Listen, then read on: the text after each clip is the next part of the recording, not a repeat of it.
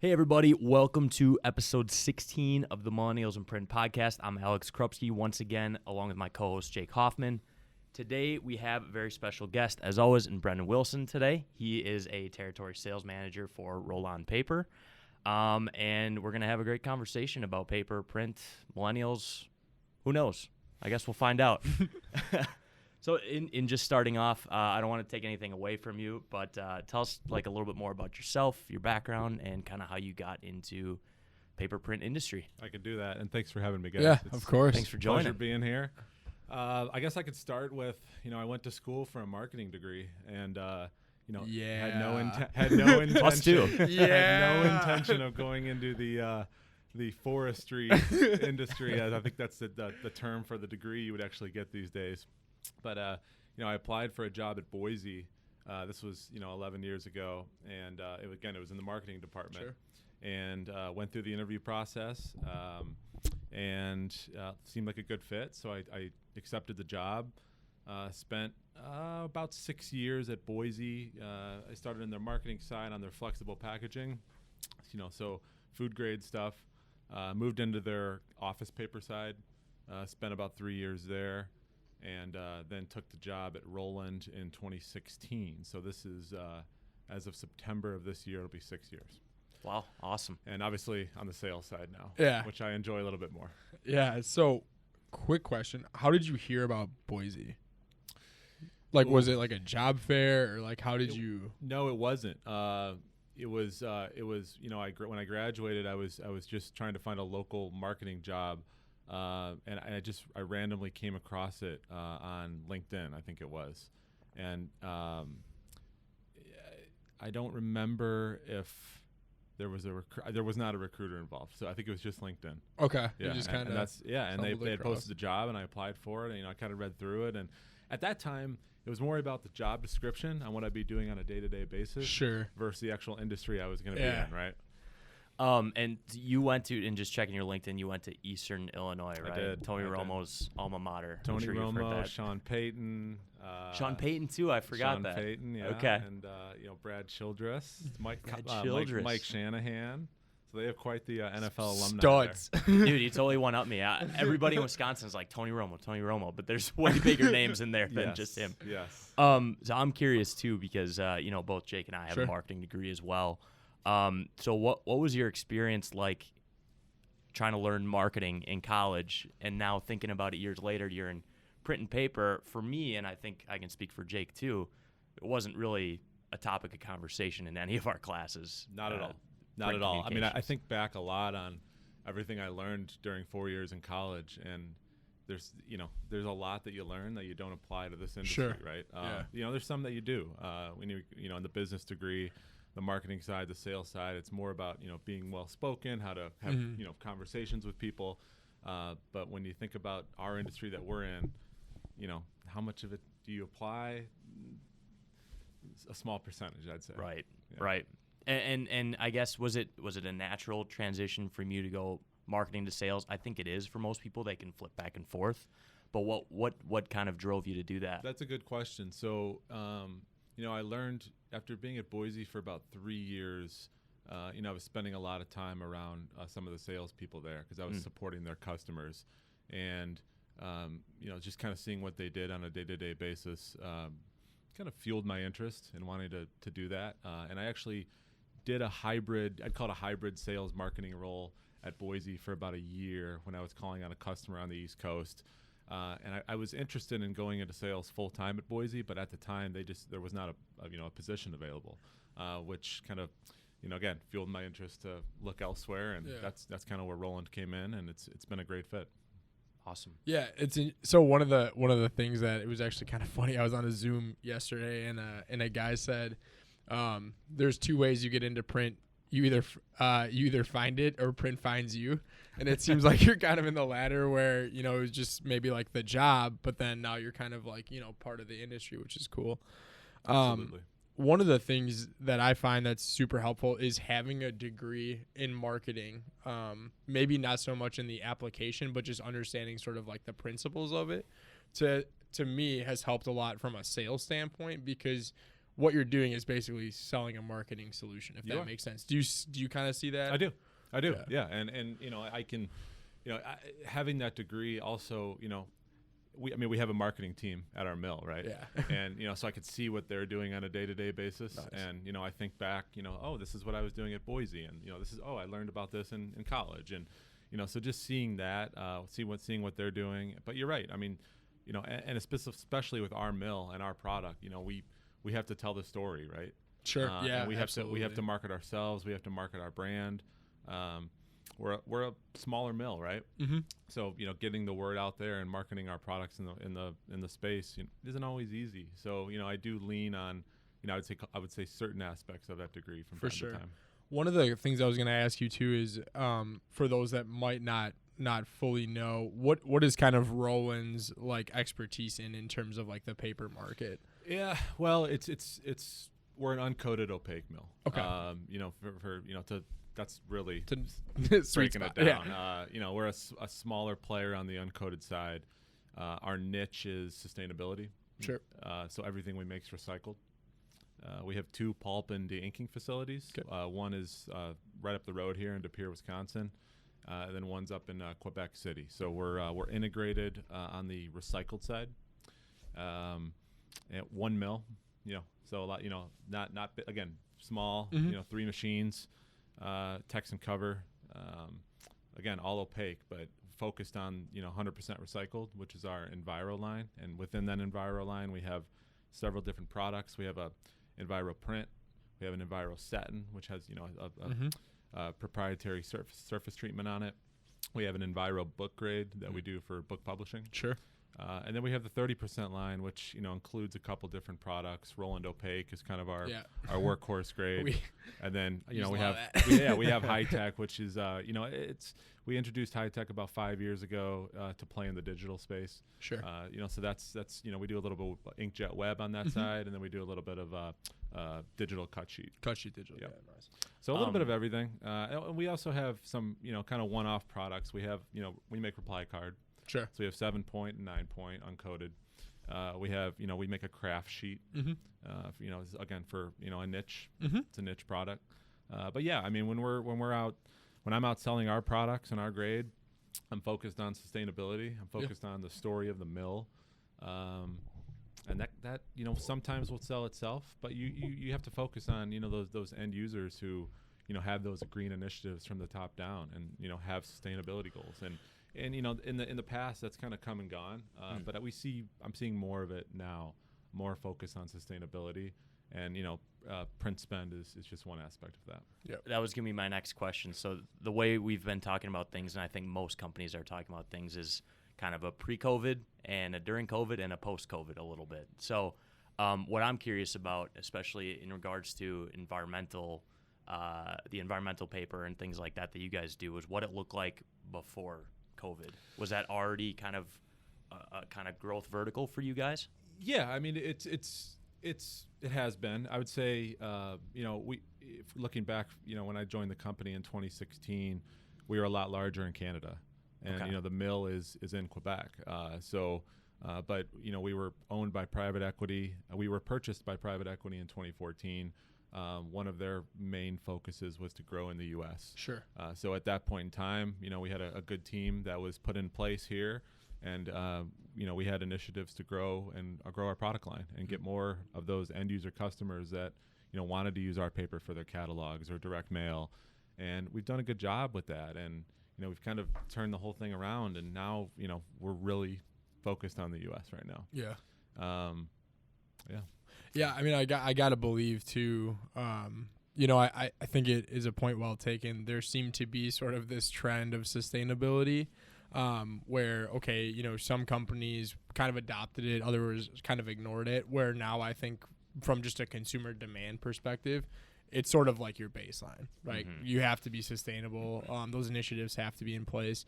We kind of are uniquely, we've just kind of experienced that. You know, we always joke, we say like we were we were doing sustainability before it was like cool, you know, and a lot of the reason for that was just the demands that were being pushed to us from our end users. So we have a large outdoor outdoor retail space, right? Yep. So of course that's, there's a lot of connection there with sustainability and environmental initiatives. So yeah, we were definitely kind of at the forefront, and I think Rolland actually was one of the key paper suppliers that allowed us to just sort of meet that, those needs of our customers. And you guys, being one of the largest, catalog, printers in the U.S., have been huge for us.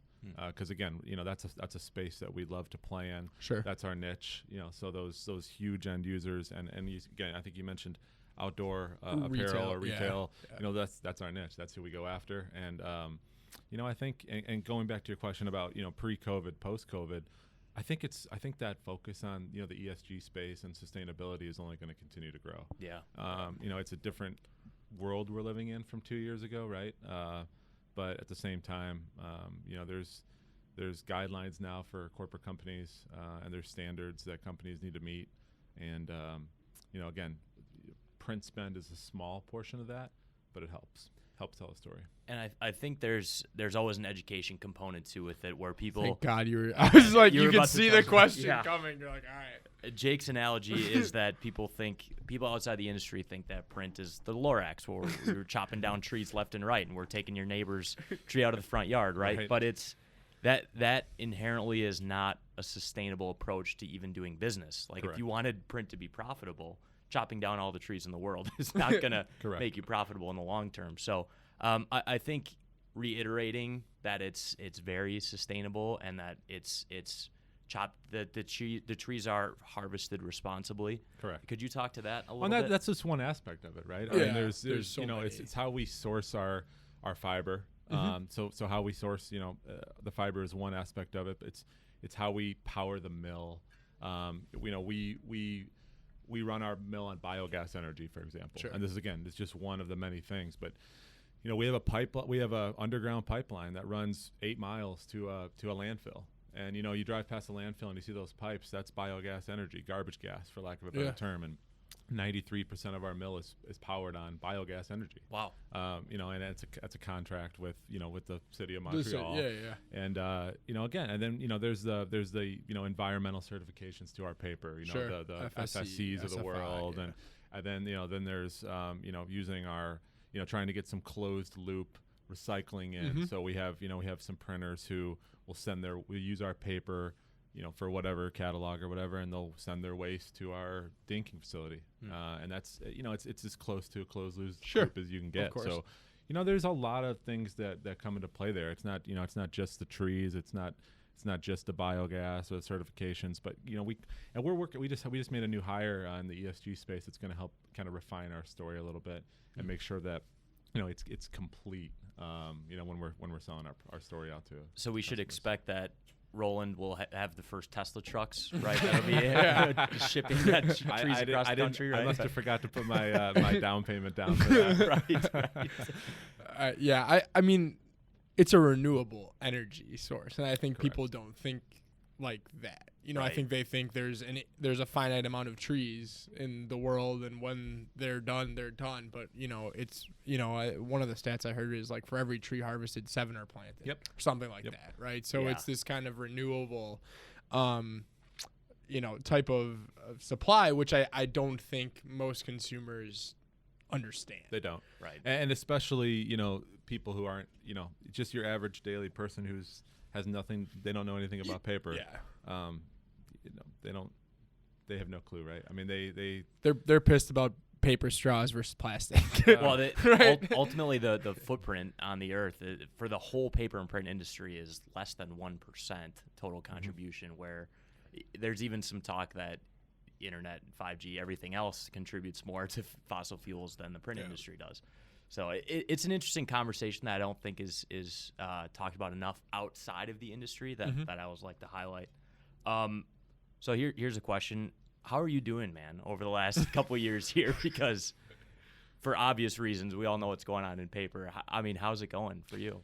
It's like I said earlier, it's a different world we're living in. It's affected a lot of people, and my heart goes out to everyone who it's affected in a negative way, of Yeah. course. You know, you have to adapt. You have to adapt. You have to be flexible. You know, customers, you know, have been closed essentially for a couple of years. It's hard to get face-to-face meetings.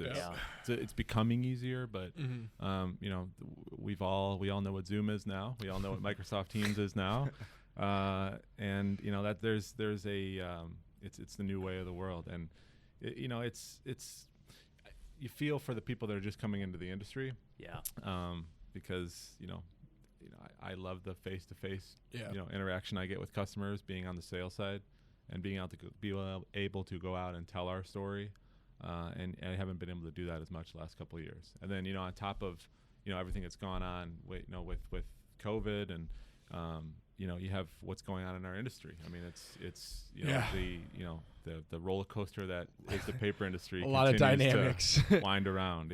So.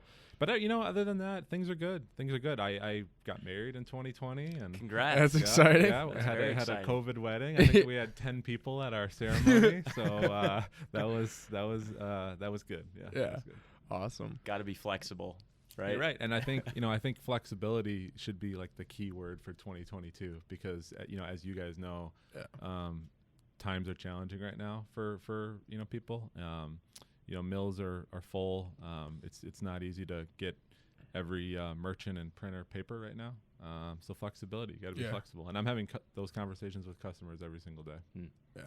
I think millennials. I mean, nothing against any other you know generational group that's been around, but millennials in particular, I think, have had such an interesting time to really come into the business world and get established. Yeah. I mean, without a doubt, COVID is the hardest thing that the world has had to deal with in a long time, right? It's just so interesting to think about. Myself getting into print in 2019, where we saw potentially some consolidation in our catalog space, particularly. So we got some new clients coming in because of that.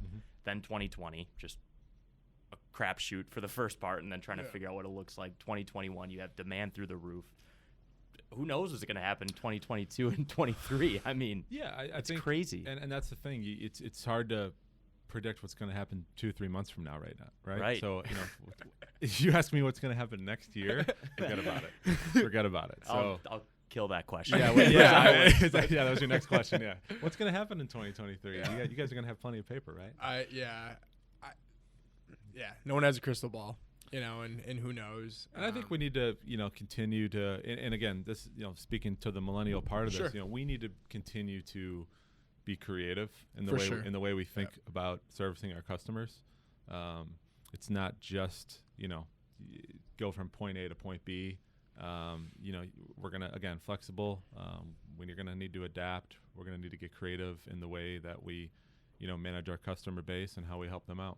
Sure, and if you want to talk a little bit too about kind of how the Blackstone acquisition sort of plays into that, or what sort of the I mean, so I mentioned earlier that we were bought by private equity in 2014, and that was HIG Capital, based out of Miami, and you know at that point being owned by a U.S. company, that's what pushed the efforts to grow in the U.S. The U.S. market.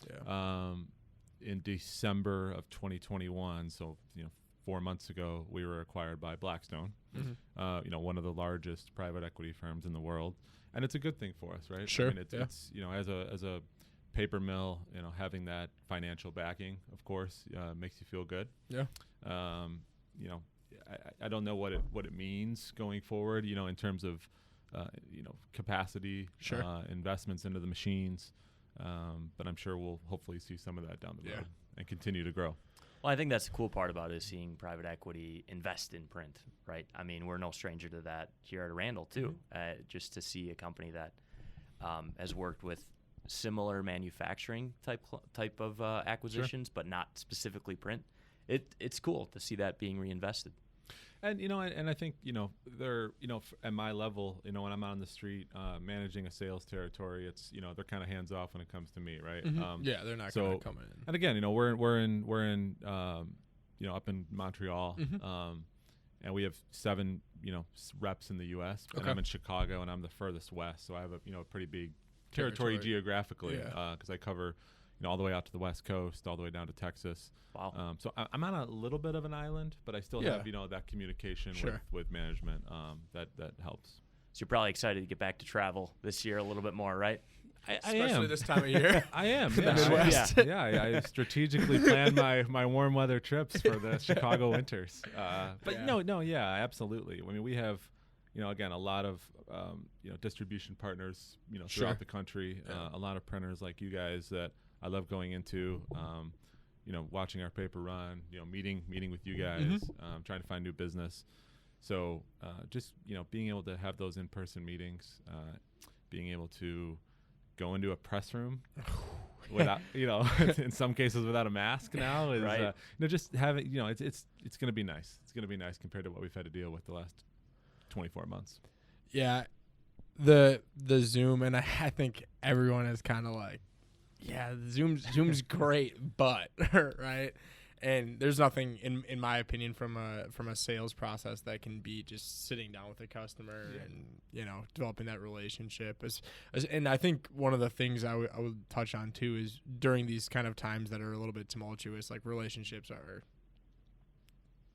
so important. Absolutely. You can't stress how important they are. Absolutely. To get through stuff like this. And you have to over communicate when you can't see people in person.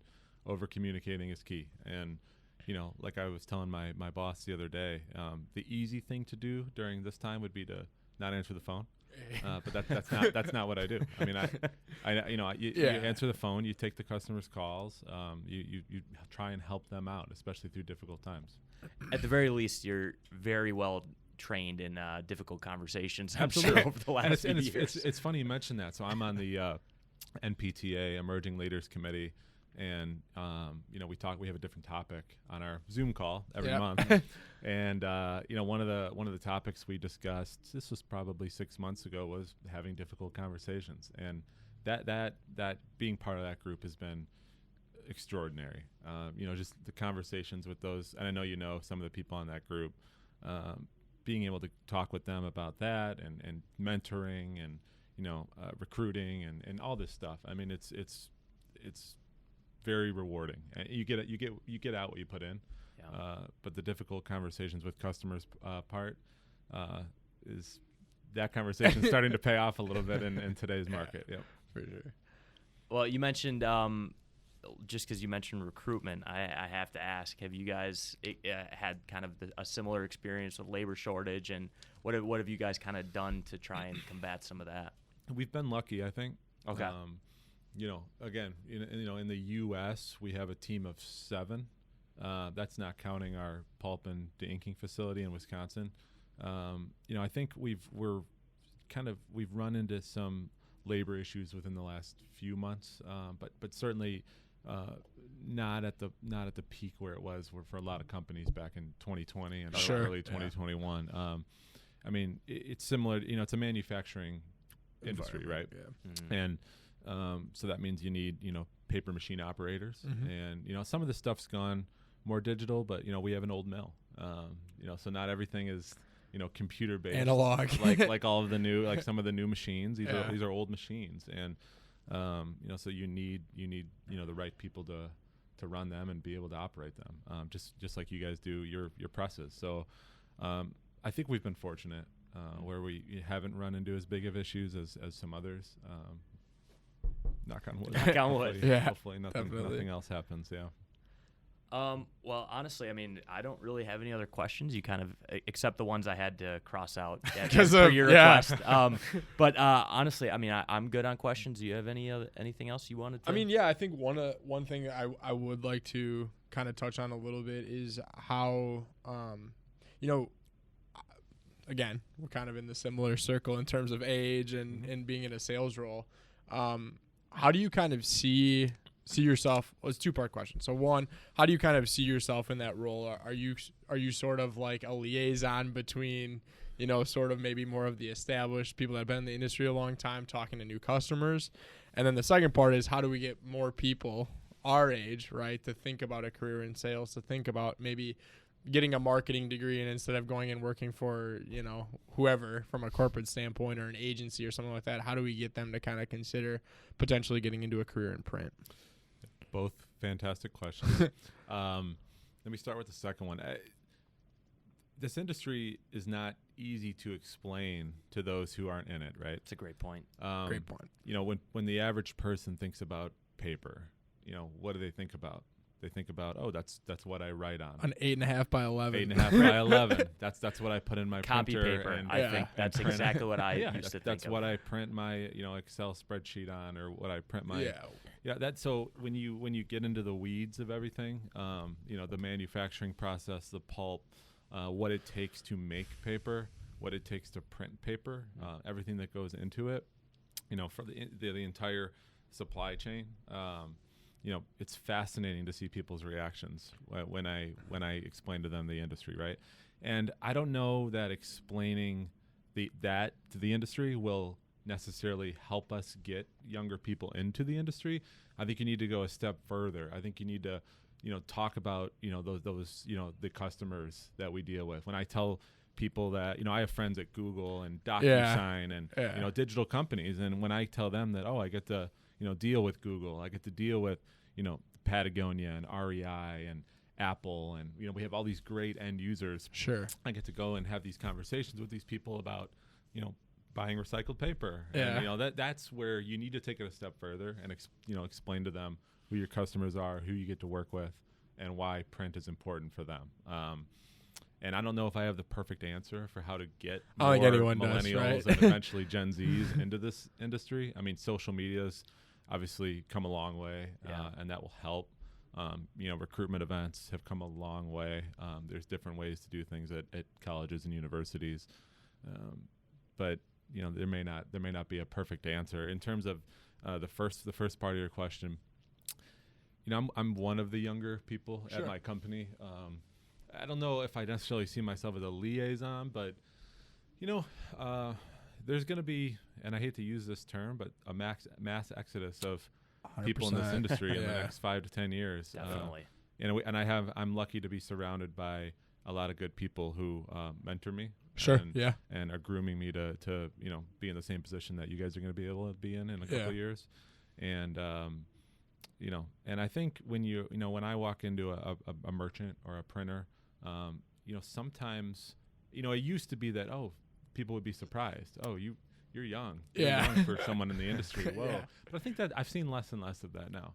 I think, would agree. I don't know if I just, look older or, grow more facial hair or it's what the it wedding is. ring. Yeah, the wedding. I don't know what it is. The industry's turned you gray. It's certainly in the process of doing so. But no, I think people are starting to see and understand that there's a younger generation that's coming up behind in this industry.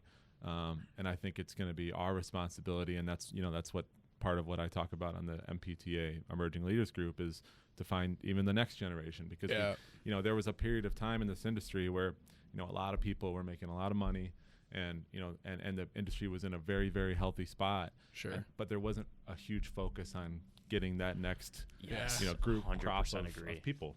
100%. And so we need to make sure that as we continue to grow and expand in this industry, that we don't forget about getting the next generation. Right? And again, there's no perfect answer to it right now. There's different mediums we can use. Sure. But we need to remember to do that. Yeah, the way that I always the metaphor that I always use is, it seems like you're driving a car and it's going so fast that no one actually looked in the rear view mirror and was like, wait, who's gonna take this thing over? And so I do really I really agree with that point. I think that's a point really well taken, is that it seems to me that and maybe it's just because I'm getting older, but it seems to me that the shock factor of having a young person at the table in the print capacity seems to be less and less of a unique, oh my God. Yep. Even in just a few years that changed, right? It's almost like a flip of a switch. Yeah, I think it has. I think there's there's probably a lot of different reasons that you could point to. I think one of the really cool things too and you had kind of briefly touched on it too, but there has been this transformation from analog to digital. And I think that's a really cool thing. Mm-hmm. So from a production standpoint, maybe you're not super handy and mechanical. Well, a lot of the presses and the equipment that you're operating now are really more computers than anything else. Right. So that to me, I think, is exciting, because I think it opens the potential, to have different types of people within the industry, where primarily it was always like, okay, you're a mechanical, you work on cars, like, okay, great. Correct. You know, where I think that's changing a little Right. bit. You're 100% right. I mean, with all the digital equipment that they're coming out with now, and you know, the new technology that they have for presses, I think, it used to be that you needed a forestry degree back in the day. This is before us, but you need a forestry degree to go into this industry, or something near it. And a print back, like a true print background. Yeah. And I don't know. I mean, I'm sure, I don't know how many people you guys hire and how often, but how many of them have print backgrounds, right?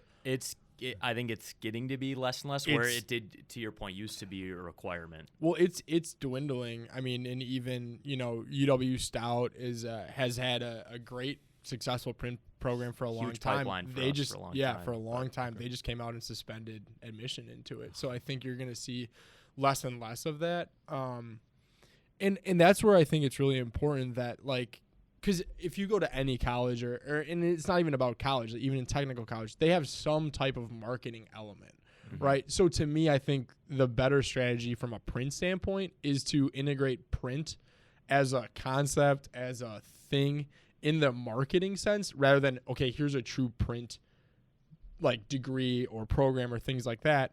And I think a lot of that would alleviate some of this, like, the whole thing, right? Because, like, all these colleges aren't going to come out and say, okay, we're going to start up a new print program. Correct. Like, that's not going to happen. No. So how do we then take print and put it into the curriculum of marketing? Yep. I think that is a better strategy. And I think that will help with, the sales and marketing and some of the operation side. You're still going to have, there's always going to be a portion of this. I mean, it's a manufacturing industry, sure, right? So 100%. You're going to always need those, machine operators at the mill. You're always going to need those, those loaders at the dock. You're always going to need those press operators at a Randall. I mean, you're always going to need this. And, as technology, may make it easier. Sure. Again, we're going to have to, I go back to, creative, flexibility, and adapting. Those are 3 key words, right? And we're going to need to find the generation that is willing to do those jobs. Yeah. I always tell young people too, you really don't, because of the industry, because of the people in the industry, because of how long the industry has been in play, right? You don't need to come in with any knowledge or really like skill set. To me, it's more about the mentality that you come into, because if you're willing to come in and learn, there's 100 people that have you can learn 30 print. years of experience that are like, here you go. Here's all the information. Like, I want to walk out the door. Here's all the information. Like, go ahead. And to me, it seems there are a lot of people that I talk to that are sort of in that twilight of their career, or, none of them are like, I want to take all my print secrets to the grave. Like, they're like, we want young people that I can pass all this, information and knowledge to. So to me, if you're like young and ambitious, print, there's just so much upside, because you're going to get the knowledge and the opportunity. I mean, you could go to any printer right now in the country, and if you're a talented press or machine operator, you're getting a job. Yep. No questions asked. So it's awesome. I think it's cool that way. By the way, you started that by saying when I talk to young people, so that I think is kind of starting to show our age a little bit. Like, we're starting to get a little up there. Yeah, I walked up to school both hills up, but both ways. I was talking to some young pups the other day. Yep. Well, honestly, we kind of always leave it to the guest if there's any final points that we might have missed, or anything you want to ask us, whatever it is. Is there anything, any final thoughts that you have? No, I mean, I think just, we keep fighting, right, day by day. And, thank you guys for having me here. It was a pleasure being here. Good seeing you both. For sure. Thanks for joining. Always love being at a Randall. Absolutely. Yeah. Thanks for making the trip up. Absolutely. All right, guys. That is episode 16. Thanks again to Brendan for joining us, and we'll see you in the next episode.